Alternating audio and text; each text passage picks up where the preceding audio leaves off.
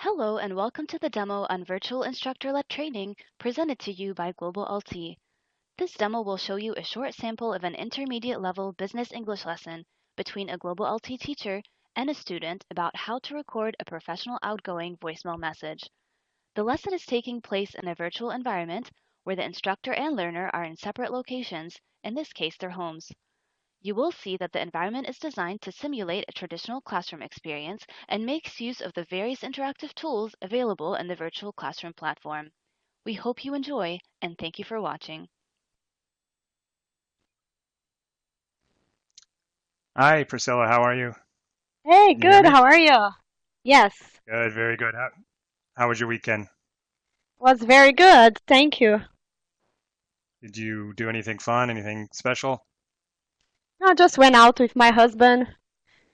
That's it. But it was fun. That's It's a good. great weekend. That's Yes. nice. Good, excellent. Good. Well, you ready to get started? Ready to jump in? Yes. Good. Well, I think we have a kind of a fun or interesting lesson today. Um, I've got a little note there I left for you in the chat and a file Okay. in the file share box up there. So maybe while we're talking, you can just download that. It's a document that we're going to use later on in the lesson and that you'll need for your assignment because there is homework Okay. for next lesson. Oh So no. yeah, it'll be fun. It'll be easy. Don't worry about it. Okay. All right, what I want to do before we jump in is just quickly review the lesson outline that you see here. What we're going to work on is recording a professional outgoing voicemail message. So the message that you leave on your voicemail when people call and don't reach you. Um, and one of the things that I mentioned in the chat was that there are different kinds of voicemail messages that you have to leave. So what most people do on their job. So as we're talking here, be thinking about the different categories of voicemail messages that you need to record on a regular basis in your work, and we'll come up with a list of those as Okay. we go through the lesson. We're going to review some important vocabulary and components of effective outgoing voicemail messages. It sounds like maybe an easy thing to do, but there's a lot of people who leave outgoing voicemail messages that are missing information or that are confusing or that are not very professional sounding. So we'll go over a few of those points. And then I actually have a couple audio recordings of some of my colleagues from here at Global LT who recorded different outgoing voicemail messages. And so we'll take a listen to those and talk about what you liked about them, what you thought they did well, maybe what they should change, and just get your input on those. Then lastly, I have a couple important notes, some tips and things to remember when recording your outgoing voicemail message. So we'll review those, and then I'll give you your homework assignment for next lesson, and we'll be all set. Okay. I'm Ready? All excited. right, great. So let's jump right in. And as I mentioned in the first slide, I wanted you to think about some of the different categories. So just thinking about your day-to-day job, what are some of the different categories of voicemail messages that you have to leave? And if you just want to list them off, I'll kind of type them here and have them come up on the whiteboard. Okay. Um, First one, maybe the daily message, the everyday message. Okay. So just sort of a standard voicemail message. Yes. Good. Okay. What else can you think of? A voice message when I go on vacation. Good. Yeah, that's a popular one. Sort of the out of office on vacation message. Good. And any other categories you can think of? Something else that's a little bit different than these two? Perhaps something when it's shorter than a vacation, maybe when I'm in training or in a meeting. Right. Okay, good. So you're not you're still working, but you're not available. You're out of the office maybe, or you're even in the office, but you're not available because of a training or Yes. meeting. Yes. That's a good one.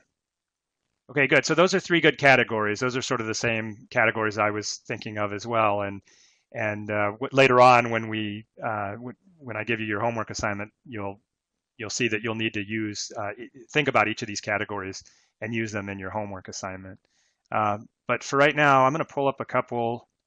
I think I have 4 different messages here.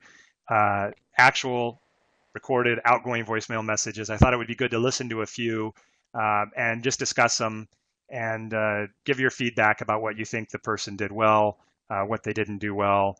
And having this discussion, I think, will help you get the right idea of what you want to record for your outgoing voicemail message. So I'm going to go ahead and play the first one, and then just when it's done, let me know if you heard it okay. You ready? Okay. Yes. All right. Hello, this is Mary Applegate with Global LT. I'm either on the phone or away from my desk. Please leave a message and I will return your call as soon as possible. Great. Did you hear that one okay? Yes. Okay. So first of all, which of these three categories does that one, as far as you're concerned, what category does that fall into? I believe it falls on the first category, the standard voice message. Yep, exactly. So it's just an everyday kind of standard voicemail message. What did you notice about it? What did you like about it? What did you, I liked that it was very to the point. I had all the necessary information that I needed, and she also left her name, so that was nice important. To know who I called. Exactly, important information. So not a ton of information in there, but just simply, I missed your call. I'm here in the office. You reached the right person, and I'll get back to you. Good. All right, let's listen to another one. Hi, you've reached Kristen Turner, Administrative Assistant for Global LT at 248-786-0111. I am out of the office on vacation from Monday, July 20th through Friday, July 24th. I will return to the office on Monday, July 27th. Please leave a message and I will return your call after I return from vacation. If you have an urgent matter, please call Global LT at 248-786-0999. Thank you very much.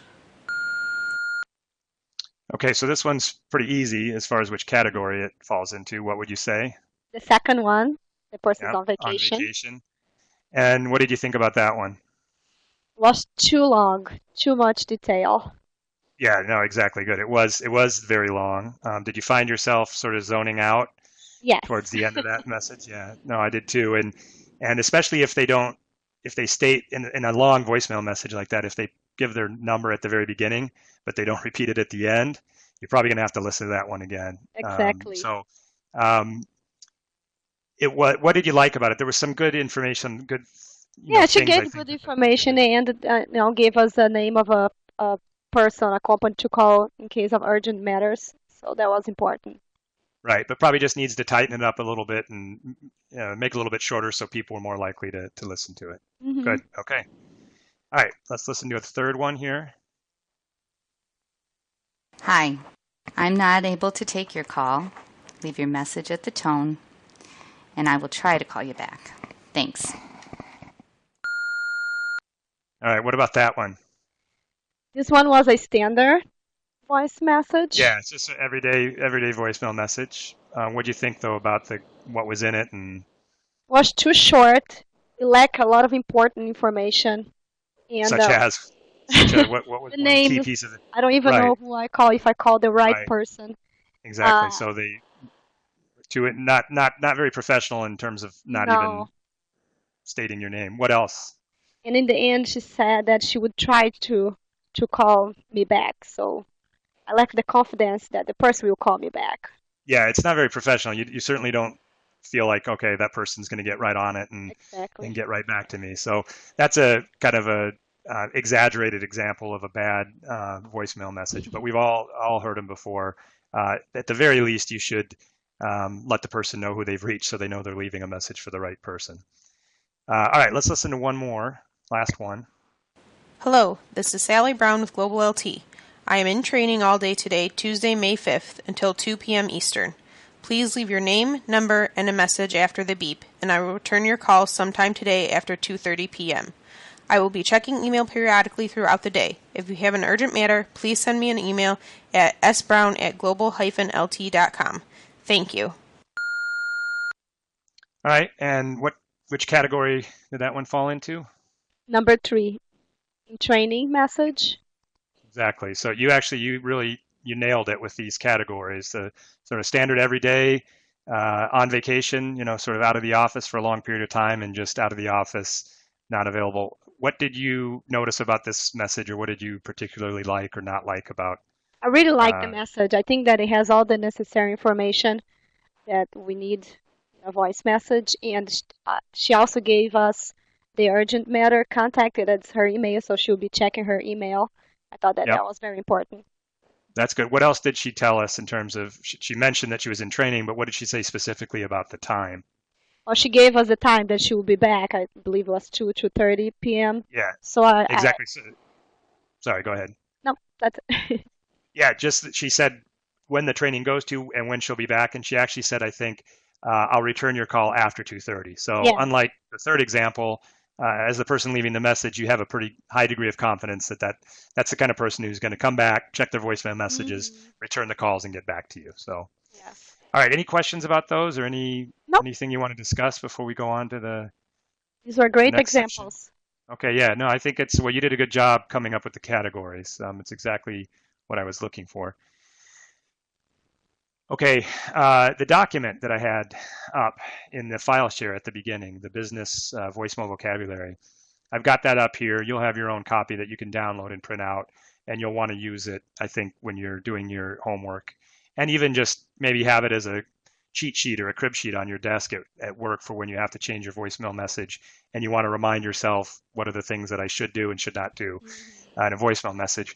So I'd like to have you read the bold sort of headings here, and then we'll talk about a few of the examples.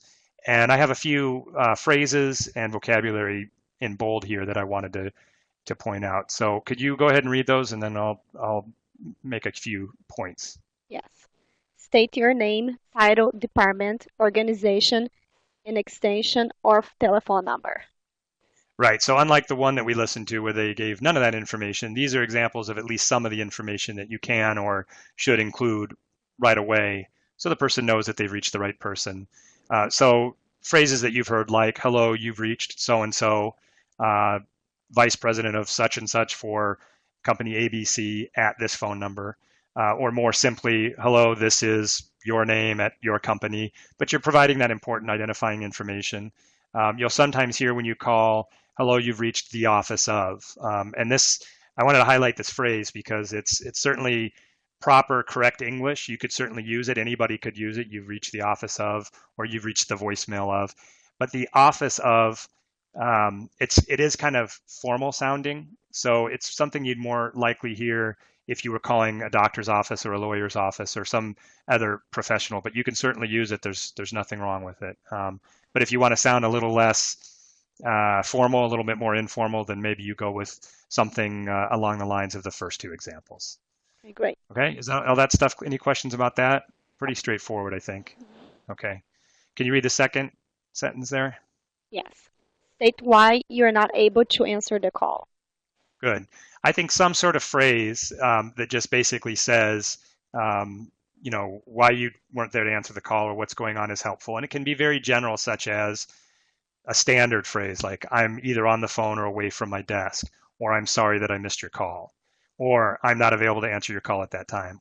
All of those are fine, especially for that first category of voicemail that we talked about, the standard voicemail.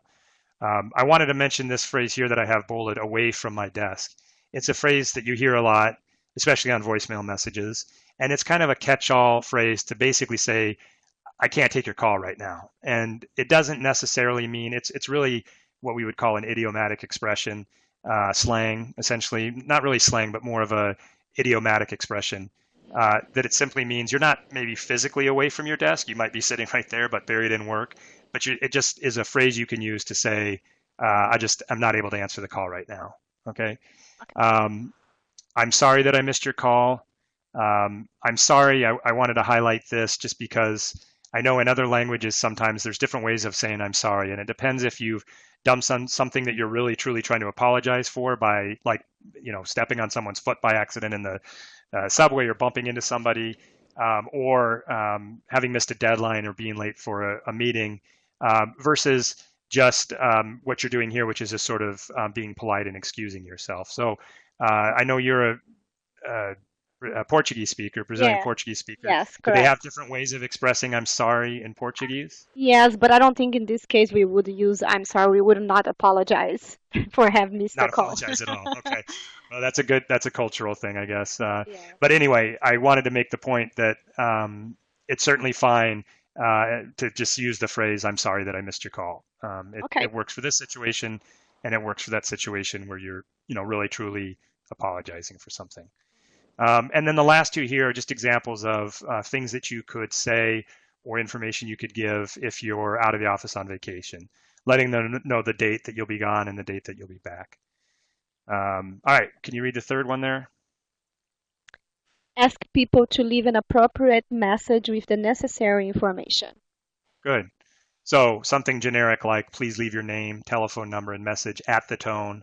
Please leave a brief message after the beep. Either one of those are fine. At the tone, after the beep, after the tone, at the beep, all of those are fine. They all mean the same thing. That's interchangeable, so you can do whatever you want. I've highlighted this word brief here. What's another word? If you didn't want to use the word brief, what's another word in English that you could put in place of brief? Quick. Short. Quick, yeah. Please leave a quick message. Short, right? Do they all mean the same thing to you? I mean, as far as you're concerned, do they convey the same message? I think that's short. I don't like the short. Okay. Why not? It sounds kind of rude. A little too short. A little too. Short. Yeah. Okay. So, in other words, please don't. It sounds like you're saying, please don't rattle on. I'm not going to listen if you leave too much. Now, brief is a nice word. I think quick is fine. But this is really, your discretion here. I'm somebody who likes people to leave a lot of detail, because I don't want to have to, if they don't leave their voicemail, I don't want to have to go into my contacts and look them up and find their number on, if they didn't leave it on the voicemail. So I think on my voicemail, I say, please leave a detailed message after the beep. You can be specific and tell them exactly what you want. So really, you can record this any way that you want to reflect your personality. Anything is fine here. Can you read the last one? Let them know when you'll be able to return their call. Provide complete and concise contact information for a colleague or assistant whom they can contact in your absence. Email addresses or cell phone numbers can be left as an alternate contact sources. Good. So for your everyday, the first category we talked about, the everyday sort of standard voicemail greeting, something like the first two bullet points here would probably be just fine, something generic. I will get back to you as soon as possible. I'll return your call as soon as I'm back in the office, or you can be more specific, like the one individual was saying, I'll be back in the office from 2:30 on, and you can expect it to get a call from me then. If it's a situation where you're on vacation, you're going to be out for a while, or you've got some urgent matters pending with colleagues or clients, it might be a good idea to leave them the name and number of a colleague, as one of our examples did, or even to let them know, as the fourth example did, that you're going to have access to your email, and that they can send a quick email and maybe get the message across that way, and you'll be checking it periodically, so on and so forth. So I think it's good to, depending on the situation, to include a little bit of information from each of these four categories here that we've listed, and you have a lot of sort of flexibility and leeway to record it however you want, depending on your personal preference. There's no right or wrong. Any questions about this? Any questions about the phrases or the vocabulary or anything? No, I think that's great. Very helpful. Okay. Good. Good. Well, then I think you're ready for the homework, which is I guess I am. our next thing we're going to talk about here. So good. You have the business voicemail vocabulary file up here in the file share pod that you can download and print out. I also did a little bit of research, just internet research, did a Google search and looked at a couple websites. There's a lot of information on the internet about proper, business voicemail etiquette, or tips for leaving professional voicemail greetings. A lot of it is the stuff that we've gone over today, but I wanted to show you just some of these links.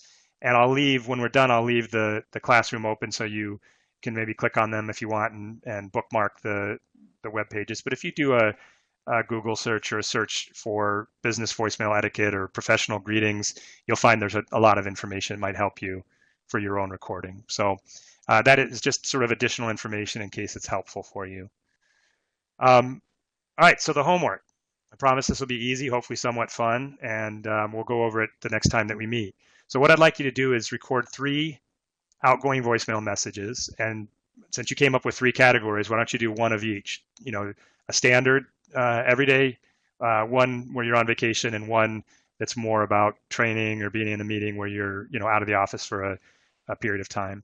So use whatever you have available to you. You can use the memo function on or the voice memo function on your phone, or whatever program you have on your computer, and just before our next lesson, save them on your desktop, because then when we get into the classroom, you can upload them and we can listen to them together and discuss them and talk about anything that you may want to change or do differently, or what you've done well. Okay? Okay. Not too hard, right?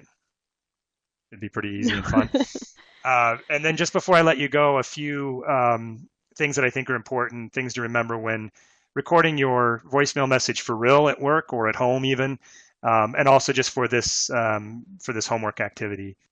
A good rule of thumb is 20 to 25 seconds maximum. It shouldn't be much longer than that. You mentioned that one of the ones we listened to was a lot longer. It was about 40 seconds, and both of us said by the end we were zoning out. So 20 to 25 seconds is a good sort of rule of thumb.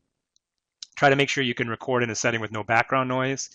If you're recording, a lot of people work from home these days, right? Or they have, they're field-based, and if you're recording a professional voicemail message for work and there are children screaming in the background or dogs barking or phones ringing off the hook, it doesn't exactly convey, professional office setting. So that's something to think about.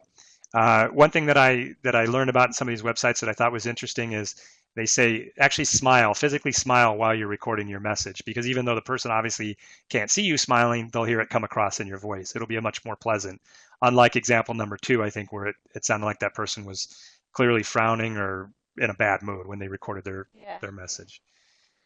Speak slowly and clearly. You don't want to assume that everyone who calls your voicemail message is a fluent English speaker like you. They may not understand. They may, if you're not speaking slowly and clearly, they may need to listen to it a time or two to get the information they're looking for.